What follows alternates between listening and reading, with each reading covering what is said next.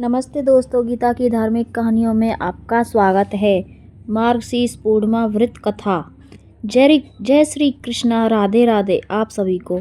श्रोताओं का दिन शुभ और मंगलमय हो, इसी मंगल कामना के साथ आज की वीडियो का शुभारंभ करती हूँ। मार्गशीर्ष मास की पूर्णिमा जीवन में शुभ फल प्रदान करती है और माता लक्ष्मी जी की कृपा से धन का लाभ मिलता है।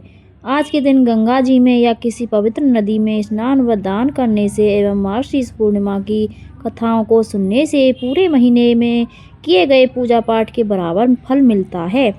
आज के दिन भगवान शिव और माता पार्वती एवं भगवान श्री लक्ष्मी नारायण जी और चंद्रदेव का पूजन करने से भक्तों की आर्थिक, मानसिक और शारीरिक समस्याएं दूर होती हैं।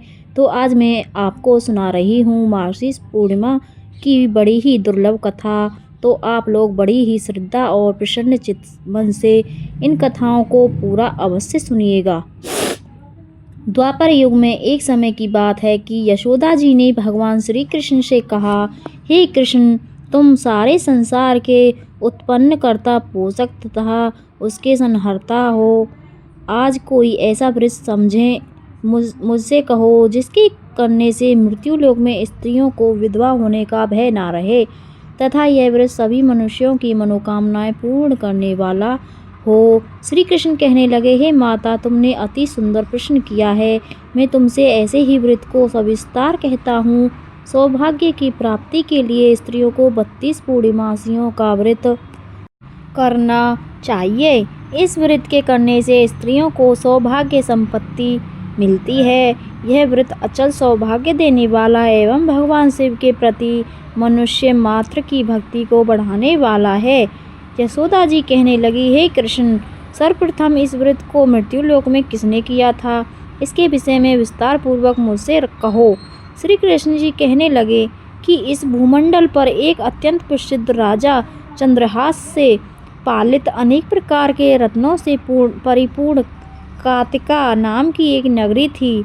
वहाँ पर धनेश्वर नाम का एक ब्राह्मण था और उसकी स्त्री अति सुशीला रूपवती थी। दोनों ही उस नगरी में बड़े प्रेम के साथ रहते थे। घर में धन धान्य आदि की कमी नहीं थी। उनको एक बड़ा दुख था कि उनके कोई संतान नहीं थी। इस दुख से वे अत्यंत दुखी रहते थे। एक समय एक बड़ा तपस्वी योगी उस नगरी में आया। वह योगी उस ब्राह्मण के घर को छोड़कर अन्य सब घरों से भिक्षा लाकर भोजन किया करता था। रूपवती से वह भिक्षा नहीं लिया करता था। उस योगी ने एक दिन रूपवती से भिक्षा न लेकर किसी अन्य घर से भिक्षा लेकर गंगा किनारे जाकर भिक्षात्र को प्रेम पूर्वक खा रहा था कि धनेश्वर ने योगी का यह सब कार्य किसी प्रकार से देख लिया। अपने भिक्षा के अनादर से दुखी होकर धनेश्वर योगी से बोला, महात्मन, आप सब घरों से भिक्षा लेते हैं परंतु मेरे घर की भिक्षा कभी भी नहीं लेते, इसका कारण क्या है? योगी ने कहा कि निःसंतान के घर की भीख पतितों के अन्न के तुल्य होती है और जो पतितों का अन्न खाता है वह भी पतित हो जाता है। चूँकि तुम निसंतान हो, अतः पतित हो जाने के भय से मैं तुम्हारे घर की भिक्षा नहीं लेता हूँ। धनेश्वर यह बात सुनकर अपने मन में बहुत दुखी हुआ और हाथ जोड़कर योगी के पैरों पर गिर पड़ा तथा आर्तभाव से कहने लगा, हे महाराज, यदि ऐसा है तो आप मुझको पुत्र प्राप्ति का उपाय बताइए। आप सर्वज्ञ हैं, मुझ पर अवश्य ही यह कृपा कीजिए। धन की मेरे घर में कोई कमी नहीं, परंतु मैं पुत्र न होने के कारण अत्यंत दुखी हूँ। आप मेरे इस दुख का हरण करें, आप सामर्थ्यवान हैं। यह सुनकर योगी कहने लगे, हे ब्राह्मण, तुम चंडी की आराधना करो। घर आकर उसने अपनी स्त्री से सब वृत्तांत कहा और स्वयं तप के निमित्त वन में चला गया। वन में जाकर उसने चंडी की उपासना की और उपवास किया। चंडी से 16वें दिन उसको स्वप्न में दर्शन दिया और कहा, हे धनेश्वर, जा, तेरे पुत्र होगा, परंतु वह 16 वर्ष की आयु में ही मृत्यु को प्राप्त हो जाएगा। यदि तुम दोनों स्त्री पुरुष 32 पूर्णमासियों का व्रत विधि पूर्वक करोगे तो वह दीर्घायु होगा। तुम्हारी सामर्थ्य हो, आटे के दिए बनाकर शिवजी का पूजन करना, परंतु पूर्णमासी को 32 हो जाने चाहिए। प्रातःकाल होने पर इस स्थान के समीप ही तुम्हें एक आम का वृक्ष दिखाई देगा। उस पर तुम चढ़कर एक फल तोड़कर शीघ्र अपने घर चले जाना। अपनी स्त्री से सब वृत्तांत कहना। ऋतु स्नान के पश्चात वह स्वच्छ होकर भगवान शंकर जी का ध्यान करके उस फल को खा लेंगी। तब शंकर भगवान की कृपा से उसको गर्व हो जाएगा। जब वह ब्राह्मण प्रातः काल उठा तो उसने उस स्थान के पास ही एक आम का वृक्ष देखा, जिस पर एक अत्यंत सुंदर आम का फल लगा हुआ था। उस ब्राह्मण ने उस आम के वृक्ष पर चढ़कर उस फल को तोड़ने का प्रयत्न किया, परंतु वृक्ष पर कई बार प्रयत्न करने पर भी वह ना चढ़ पाया। तब तो उस ब्राह्मण को बहुत चिंता हुई और विघ्न विनाशक श्री गणेश जी की वंदना करने लगा। हे दयानिधे, अपने भक्तों के विघ्नों का नाश करके उनके मंगल कार्य को करने वाले, दुष्टों का नाश करने वाले, रिद्धि सिद्धि के देने वाले, आप मुझ पर कृपा करके इतना बल दें कि मैं अपने मनोरथ को पूर्ण कर सकूं। इस प्रकार गणेश जी की प्रार्थना करने पर उनकी कृपा से धनेश्वर वृक्ष पर चढ़ गया और उसने एक अति सुंदर आम का फल देखा। उसने विचार किया कि जो वरदान से फल मिला था वह यह है और कोई फल दिखाई नहीं देता। उस धनेश्वर ब्राह्मण ने जल्दी से उस फल को तोड़कर अपनी स्त्री को लाकर दिया और उसकी स्त्री ने अपने पति के कथानुसार उस फल को खा लिया और वह गर्भवती हो गई। देवी जी की असीम कृपा से उसे एक अत्यंत सुंदर पुत्र उत्पन्न हुआ, जिसका नाम उन्होंने देवीदास रखा। माता पिता के हर्ष और शोक के साथ वह बालक शुक्ल पक्ष के चंद्रमा की भांति अपने पिता के घर में बढ़ने लगा। भवानी की कृपा से वह बालक बहुत ही सुंदर, सुशील और विद्या पढ़ने में बहुत ही निपुण हो गया। दुर्गा जी की आज्ञा अनुसार उसकी माता ने 32 पूर्णमासी का व्रत रखना प्रारंभ कर दिया था, जिससे उसका पुत्र बड़ी आयु वाला हो जाए। 16वां वर्ष लगते ही देवीदास के माता पिता को बड़ी चिंता हो गई कि कहीं उनके पुत्र की इस वर्ष मृत्यु ना हो जाए। इसलिए उन्होंने अपने मन में विचार किया कि यदि यह दुर्घटना उनके सामने हो गई तो वे कैसे सहन कर सकेंगे।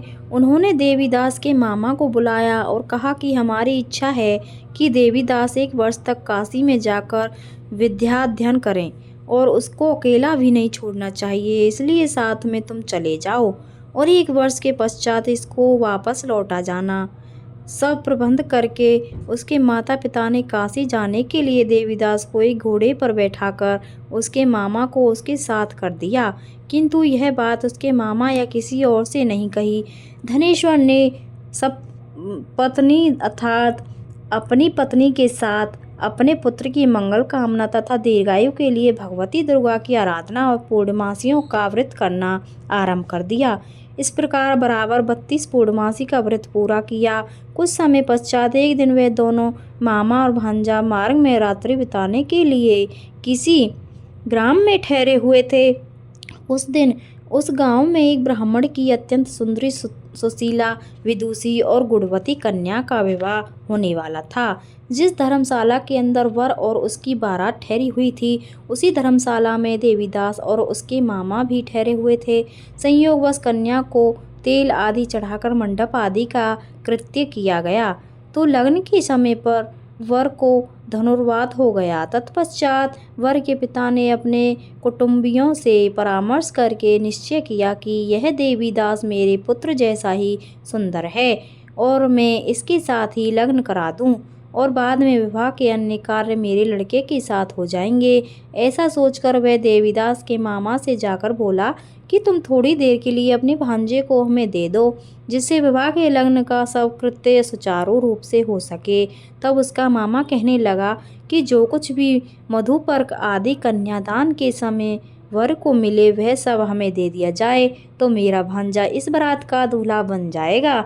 यह बात वर के लिए पिता के द्वारा स्वीकार कर लेने पर उसने अपना भांजा वर बनने को भेज दिया और उसके साथ सब विवाह कार्य रात्रि में विधि पूर्वक संपन्न हो गया।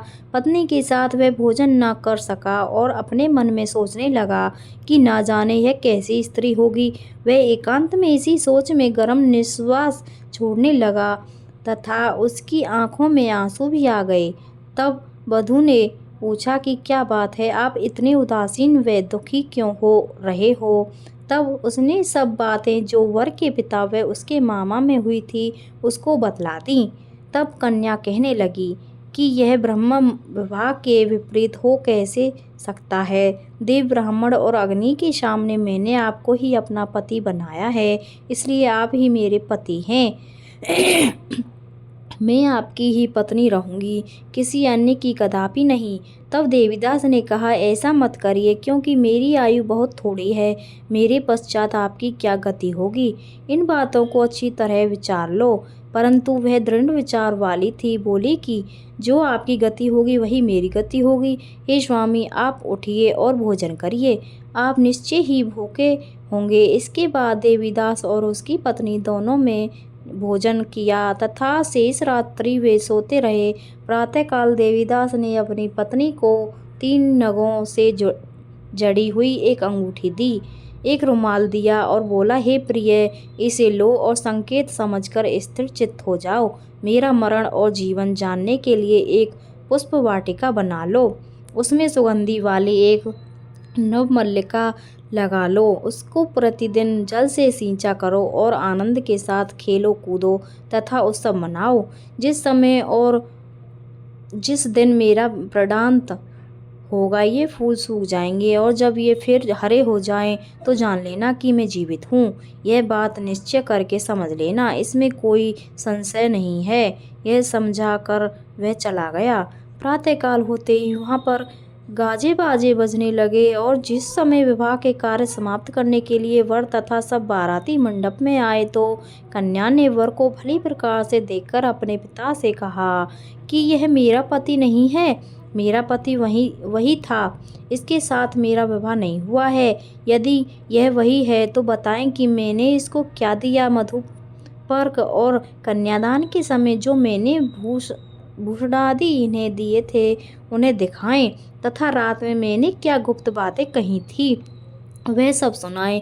पिता ने उसके कथानुसार वर को बुलाया। कन्या की यह सब बातें सुनकर वह कहने लगा कि मैं कुछ नहीं जानता। इसके पश्चात लज्जित होकर वहाँ से चला गया और सारी बारात भी अपमानित होकर वहाँ से लौट गई। भगवान श्री कृष्ण बोले, हे माता, इस प्रकार देवीदास काशी विद्याधन के लिए चला गया। जब कुछ समय बीत गया तो काल से प्रेरित होकर एक सर्प रात्रि के समय उसको डसने के लिए वहाँ पर आया। उस विषधर के प्रभाव से उसके शयन का स्थान चारों ओर से विष की ज्वाला से विषैला हो गया, परंतु वृत्रराज के प्रभाव से उसको काटने ना पाया, क्योंकि पहले ही उसकी माता ने 32 पूर्णिमा का व्रत कर रखा था। इसके बाद मध्याह्न के समय स्वयं काल वहाँ पर आया और उसके शरीर से उसके प्राणों को निकालने का प्रयत्न करने लगा, जिससे वह मूर्छित होकर पृथ्वी पर गिर पड़ा। भगवान की कृपा से उसी समय पार्वती जी के साथ भगवान शंकर जी वहाँ पर आ गए। उसको मूर्छित दशा में देखकर पार्वती जी ने भगवान शंकर से प्रार्थना की कि हे महाराज, इस बालक की माता ने पहले 32 पूर्णिमा का व्रत किया था, जिसके प्रभाव से हे भगवान आप इसको प्राण दान दें। भवानी के कहने पर भक्त वत्सल भगवान शिव जी ने उसको प्राण दान दे दिया। इस व्रत के प्रभाव से काल को भी पीछे हटना पड़ा और देवीदास स्वस्थ होकर बैठ गया। उधर उसकी स्त्री उसके काल की प्रतीक्षा किया करती थी। जब उसने देखा कि उस पुष्प वाटिका में पत्र पुष्प कुछ भी नहीं रहे तो उसको अत्यंत आश्चर्य हुआ और जब वह वैसे ही हरी भरी हो गई तत्पश्चात वह जान गई कि वह जीवित हो गए हैं। यह देखकर वह बहुत प्रसन्न मन से अपने पिता से कहने लगी कि पिताजी, मेरे पति जीवित हैं, आप उनको ढूंढिए। जब 16वां वर्ष व्यतीत हो गया तो देवीदास भी अपने मामा के साथ काशी से चल दिया।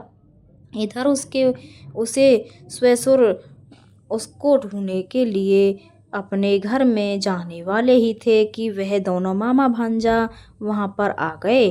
उसको आया देखकर उसका ससुर बड़ी प्रसन्नता के साथ अपने घर में ले आया। उस समय नगर के निवासी भी वहाँ इकट्ठे हो गए और सबने निश्चय किया कि अवश्य ही इसी बालक के साथ इस कन्या का विवाह हुआ था। उस बालक को जब कन्या ने देखा तो पहचान लिया और कहा कि यह तो वही है जो संकेत करके गया था।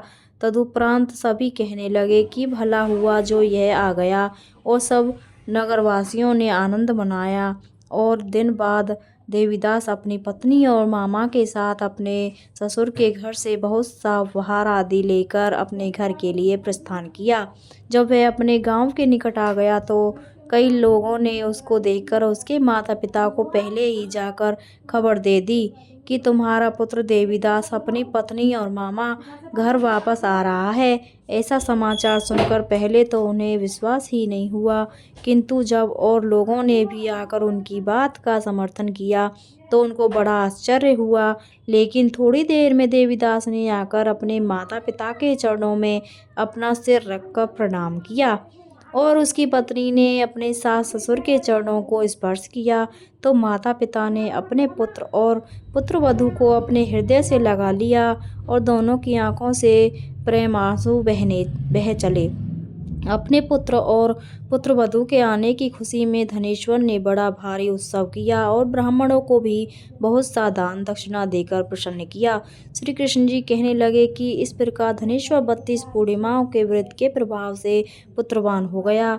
जो भी स्त्रियां इस व्रत को करती हैं वे जन्म जन्मांतर में वैधव्य का दुख नहीं भोगती हैं और सदैव सौभाग्यवती रहती हैं। यह मेरा वचन है, इसमें कोई संदेह नहीं मानना। यह व्रत पुत्र पौत्रों को देने वाला तथा संपूर्ण मनोकामनाओं को पूर्ण करने वाला है। 32 पूर्णिमाओं का व्रत करने से व्रती की सब इच्छाएं भगवान शिव जी की कृपा से पूर्ण हो जाती हैं। अब आइए श्रवण करते हैं मार्गशीर्ष पूर्णिमा की दूसरी कथा, जिसे सुनने मात्र से सभी देवी देवताओं की कृपा प्राप्त होती है। एक राज्य में एक राजा और एक रानी रहते थे, जिनकी 4 संतानें थीं, 2 लड़के और 2 लड़कियां। एक लड़की का नाम पूर्णिमा और दूसरी का नाम अमावस्या था। पूर्णिमा घर के कामों में निपुण थी और घर का पूरा काम करती थी। वह भगवान की पूजा अर्चना भी करती थी और गौ माता की सेवा भी करती थी। दूसरी बहन अमावस्या ना तो घर का कोई काम करती थी, ना ही भगवान की पूजा अर्चना और ना ही गौ माता की सेवा। पूर्णिमा सर्वगुण संपन्न थी, फिर भी राजा और रानी अपने दोनों बेटों तथा पुत्री अमावस्या को ही प्यार करते थे और पूर्णिमा से भेदभाव करते थे। राजा के चारों पुत्र और पुत्री धीरे धीरे बड़े हो रहे थे। जब वे बड़े हो गए तो राजा ने अपने दोनों पुत्रों का विवाह योग्य कन्याओं के साथ करा दिया। इसके बाद रानी ने राजा से कहा कि अब दोनों पुत्रियां विवाह योग्य हो गई हैं और इन दोनों का विवाह भी करा दो। लेकिन अमावस्या का विवाह किसी बड़े खानदान में और पूर्णिमा का विवाह किसी गरीब परिवार में कराया गया, क्योंकि पूर्णिमा को केवल भगवान की पूजा और गाय की सेवा पसंद है। रानी ने राजा को दोनों पुत्रियों का रिश्ता तय करने के लिए भेज दिया। राजा ने अपने पड़ोसी राज्य में जाकर वहां के राजा के पुत्र से अमावस्या का रिश्ता तय कर दिया और पास के गांव में जाकर एक गरीब परिवार के लड़के से पूर्णिमा का रिश्ता तय कर दिया। यह सारी बात राजा ने अपनी रानी को बताई। रानी सोचने लगी कि अब देखती हूँ भगवान इसकी मदद कैसे करते हैं। पूर्णिमा पूजा पाठ में मग्न रहती थी। पूर्णिमा के भाई और भाभी उसे बहुत प्यार करते हैं, क्योंकि वह उनके घर के कामों में मदद करती है। दूसरी ओर अमावस्या उन पर रौब जमाती है और कोई कार्य नहीं करती। कुछ समय बाद दोनों पुत्रियों का विवाह हो जाता है। राजा और रानी विवाह के बाद अपनी दोनों पुत्रियों को विदा करते हैं। विदाई के समय राजा और रानी अमावस्या को बहुत सारा धन और दौलत देकर विदा करते हैं, जबकि पूर्णिमा को खाली हाथ भेज देते हैं। इसके बाद दोनों बहनें अपने अपने ससुराल चली जाती हैं। कुछ दिन बीत जाते हैं। एक दिन अमावस्या अपने घर पर शिवजी की कथा रखती है, जिसमें वह सभी गांव वालों को निमंत्रण देती है, लेकिन अपनी बहन पूर्णिमा को नहीं बुलाती। गांव की सभी औरतें अमावस्या के घर जाती हैं और पूर्णिमा अपने घर के दरवाजे पर बैठी यह सब दृश्य देख रही होती है। गुजरती औरतें पूर्णिमा से कहती हैं कि तुम्हारी बहन के यहाँ शिवजी की कथा है, क्या तुम नहीं चलोगी? पूर्णिमा कहती है, मुझे निमंत्रण नहीं मिला है, मैं नहीं जा सकती। औरतें कहती हैं कि भगवान शिव की कथा है, तुम हमारे साथ चलो। गांव की औरतों की बात मानकर पूर्णिमा भी उनके साथ कथा में चली जाती है। जब अमावस्या की नज़र पूर्णिमा पर पड़ती है तो वह कहती है कि तुम यहाँ कैसे आई? मैंने तो तुम्हें बुलाया भी नहीं था। खैर अब आ गई हो तो चुपचाप बैठी रहना। अमावस्या पूर्णिमा की गरीबी का भी मजाक उड़ाती है। पूर्णिमा की आंखों में आंसू आ जाते हैं और वह मन ही मन भगवान शिव से विनती करती है, हे भगवान, क्या पूजा पाठ करना गलत है या गौ माता की सेवा करना गलत है? मेरी गलती क्या है? आप मुझ पर कृपया कब करेंगे? कथा पूरी होने पर अमावस्या भगवान का प्रसाद बांटने लगती है। वह सभी को प्रसाद देती है लेकिन पूर्णिमा को नहीं देती। पूर्णिमा बिना प्रसाद के ही घर लौट जाती है। रास्ते में वह सोचती है कि यदि बच्चे उससे प्रसाद मांगेंगे तो वह उन्हें क्या जवाब देंगी। उसने सोचा कि वह अपने मायके जाएंगी और बच्चों के लिए कुछ लेकर जाएंगी।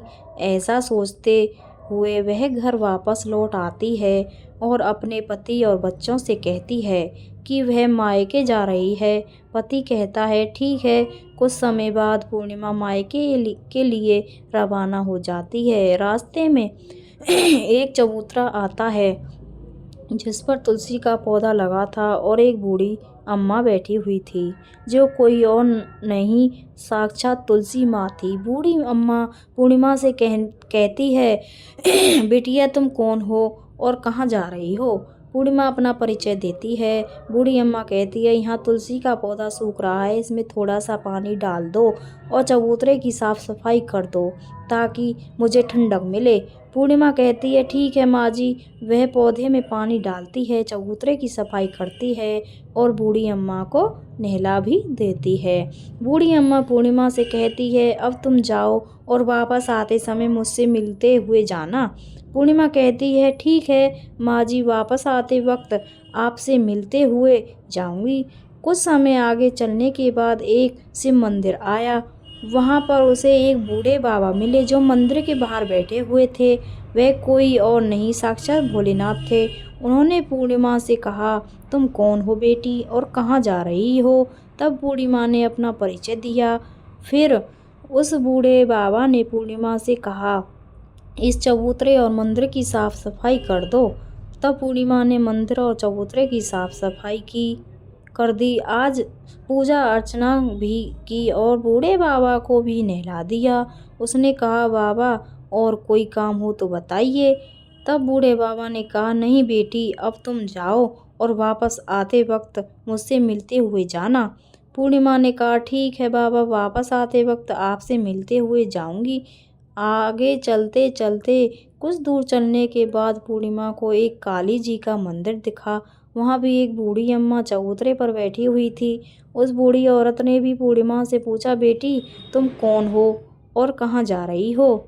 तब पूर्णिमा ने अपना परिचय दिया। बूढ़ी औरत ने कहा यहाँ सभी पूजा पाठ करने आते हैं लेकिन मंदिर की साफ सफाई करने के लिए कोई नहीं आता। इसलिए तुम मंदिर और चबूतरे की साफ सफाई कर दो। पूर्णिमा ने कहा ठीक है माताजी, और उसने मंदिर और चबूतरे की साफ सफाई कर दी।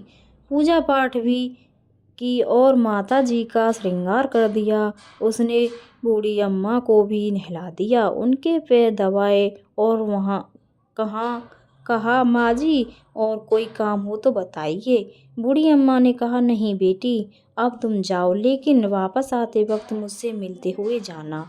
पूर्णिमा ने कहा ठीक है माँ जी, और वह आगे चली गई। आगे चलते चलते एक नदी आई।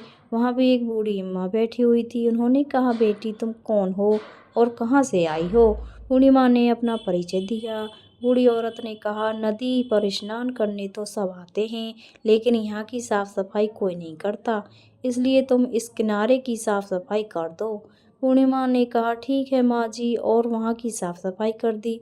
उसने बूढ़ी अम्मा के पैर दबाए और कहा माँ जी और कोई काम हो तो बताइए। बूढ़ी औरत ने कहा कुछ नहीं बेटी, तुम जाओ लेकिन वापस आते वक्त मुझसे मिलते हुए जाना। फिर पूर्णिमा नाव में बैठकर नदी के दूसरी किनारे पहुंच गई। वहां से वह अपने मायके के घर पहुंची। वहां पूर्णिमा के भाई और भाभी उसे देखकर बहुत खुश हो गए। और उसकी बहुत खातिरदारी की। उन्होंने कहा बच्चों को भी साथ में लेकर आती तो अच्छा होता। कुछ समय बाद पूर्णिमा ने अपने ससुराल लौटने की बात कही। उसकी भाभी ने उसके लिए एक साड़ी दी और बच्चों के लिए कपड़े और खाने पीने की चीज़ें रख दी। उन्होंने कहा तुम बहुत दिनों के बाद आई हो, जल्दी वापस आना। इसके बाद पूर्णिमा वहाँ से अपने ससुराल के लिए रवाना हो गई। वह नदी के किनारे पहुँची, नाव में बैठकर दूसरे किनारे पर उतर गई। वहाँ उसे वही बूढ़ी अम्मा मिली जो साक्षात गंगा मैया थी। उन्हें उन्होंने पूर्णिमा को एक थैला दिया और कहा बेटी इसे तुम अपने घर जाकर ही खोलना। अब पूर्णिमा के पास 2 थैले हो गए थे। उन्हें लेकर पूर्णिमा वहाँ से रवाना हुई। आगे कुछ दूर चलने पर काली माँ का मंदिर आया। वहाँ काली माँ बूढ़ी माँ के रूप में विराजमान थी। उन्होंने कहा आ गई बेटी पूर्णिमा। पूर्णिमा ने कहा हाँ माँ जी मैं आ गई। तब काली माँ ने उसे एक थैला दिया और कहा यह थैला अपने घर जाकर खोलना। अब पूर्णिमा के पास 3 थैले हो गए थे। तीनों थैले लेकर पूर्णिमा आगे बढ़ी। कुछ दूर जाने पर शिवजी का मंदिर आया, जहाँ बूढ़े बाबा के रूप में शिव जी स्वयं विराजमान थे। बूढ़े बाबा ने कहा पूर्णिमा तुम वापस आ गई। पूर्णिमा ने कहा हाँ बाबा मैं वापस आ गई। बूढ़े बाबा ने भी पूर्णिमा को एक थैला दिया और कहा यह थैला घर जाकर ही खोलना। पूर्णिमा ने कहा ठीक है बाबा। अब उसके पास 4 थैले हो गए थे। पूर्णिमा ने एक पुरानी साड़ी निकाली और उन सभी थैलों को एक गट्ठर में बांध लिया। फिर सर पर रखकर वहाँ से रवाना हो गई। कुछ दूर जाने के बाद उसे तुलसी माँ बूढ़ी औरत के रूप में मिली। उन्होंने कहा पूर्णिमा तुम आ गई। पूर्णिमा ने कहा हाँ माँ जी मैं आ गई। बूढ़ी औरत ने उसे एक थैला दिया और कहा यह थैला घर जाकर ही खोलना। पूर्णिमा ने कहा ठीक है माँ जी। अब उसके पास 5 थैले हो गए थे। पूर्णिमा वहाँ से रवाना हुई और अपने घर पहुँची। सबसे पहले उसने मायके का थैला खोला। उसमें बच्चों के लिए अच्छे कपड़े और खाने पीने की चीज़ें थीं, साथ में कुछ गहने भी थे। पूर्णिमा ने कपड़े और खाने पीने की चीज़ें बच्चों को दे दीं। बच्चे यह सब पाकर बहुत खुश हुए। फिर पूर्णिमा ने दूसरा थैला खोला जो उसे गंगा मैया ने दिया था। उसमें ढेर सारे हीरे जवाहरात, सोना चांदी आदि थे। इसके बाद उसने तीसरा थैला खोला जो काली माँ ने दिया था। उसमें बहुत सारा सोना और श्रृंगार का सामान भरा हुआ था। फिर पूर्णिमा ने चौथा थैला खोला जो भगवान शिव ने दिया था। उसमें बहुत सारा धन संपत्ति भरी हुई थी। अंत में पूर्णिमा ने 5वां थैला खोला जो तुलसी माँ ने दिया था। उसमें चावल, दाल और 7 प्रकार की खाने की चीज़ें थीं। अब पूर्णिमा के घर में किसी भी चीज़ की कमी नहीं थी। उसका घर धन धान्य से भरा हुआ और परिपूर्ण था। अब पूर्णिमा और उसका परिवार सुख में जीवन व्यतीत करने लगा। अब पूर्णिमा के मन में विचार आया कि क्यों ना शिव जी की कथा कराई जाए। उसने शिव जी की कथा का कार्यक्रम रखा और गांव के सभी लोगों को निमंत्रण दिया। पूर्णिमा ने अपनी बहन को अमावस्या को भी शिवजी की कथा के लिए अपने घर बुलाया। जब अमावस्या पूर्णिमा के घर शिवजी की कथा में आई तो उसने देखा कि पूर्णिमा के घर में किसी भी चीज़ की कोई कमी नहीं है। इतना सारा धन दौलत देखकर अमावस्या आश्चर्यचकित हो गई। उसने पूर्णिमा से पूछा तुम्हारे घर में इतनी धन और दौलत कहाँ से आई। पूर्णिमा ने कहा बहन तुमने शिवजी की कथा में मुझे नहीं बुलाया था, फिर भी मैं चली आई थी। तुमने मुझे प्रसाद तक नहीं दिया और मेरी गरीबी का मजाक भी उड़ाया। उसके बाद मैं अपने घर आ गई और रास्ते में सोच रही थी कि अपने मायके जाऊंगी। मैं मायके गई और जो कुछ घटना इस बीच हुई वह सब तुम्हें बताती हूँ। अमावस्या ने कहा तुम भी मुझे प्रसाद मत दो और मुझे डांट लो। लेकिन पूर्णिमा ने कहा यह तो भगवान का प्रसाद है, मैं तो सबको दूंगी और तुम्हें भी दूंगी। फिर भी अमावस्या ने प्रसाद नहीं लिया और सीधे अपने घर चली गई। घर जाकर उसने अपने बच्चों से कहा कि वह मायके जाने के लिए तैयार हो जाएं। अमावस्या मायके के लिए निकल गई। रास्ते में चलते चलते उसे तुलसी माँ मिली, जो चबूतरे पर बूढ़ी माँ के रूप में बैठी हुई थी। बूढ़ी माँ ने अमावस्या से पूछा, बेटी तुम कौन हो और कहाँ जा रही हो? अमावस्या ने अपना परिचय दिया। बूढ़ी माँ ने कहा, बेटी यह तुलसी का पौधा सूख रहा है, इसमें थोड़ा सा पानी डाल दो और इस चबूतरे की साफ सफाई कर दो। इस पर अमावस्या ने कहा, बुढ़िया तुझे दिखाई नहीं दे रहा है कि मैंने इतनी महंगी साड़ी पहन रखी है, ये गंदी हो जाएगी। ऐसा कहकर वह वहाँ से आगे चली गई। आगे जाने पर उसे भगवान से मिले और उन्हें भी उसने ऐसा ही कहा। इसके बाद आगे जाने पर उसे काली माँ मिली, उसने भी अमावस्या ने यही सारी बातें कहीं। फिर आगे जाने पर उसे गंगा माँ मिली, उसने भी अमावस्या ने यही सब कहा और आगे चली गई। जब वह नाव में बैठने लगी तो उस नाव में फूलों की जगह कांटे भरे थे, जो उसके पैरों में चुभ रहे थे। किनारे पर उतरकर वह अपने मायके चली गई। जब वहाँ उसकी भाभियों और भाइयों ने उसे देखा तो मन ही मन कहने लगे, काम की ना काज की, दुश्मन अनाज की। अब आ ही गई हो तो ठीक है, पूर्णिमा तो हमारे कामों में हाथ बटाती थी, ये महारानी तो कोई काम नहीं करेगी।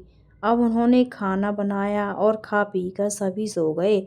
अमावस्या जब सुबह उठी तो अपनी भाभियों से कहा, मैं अपने ससुराल जा रही हूँ।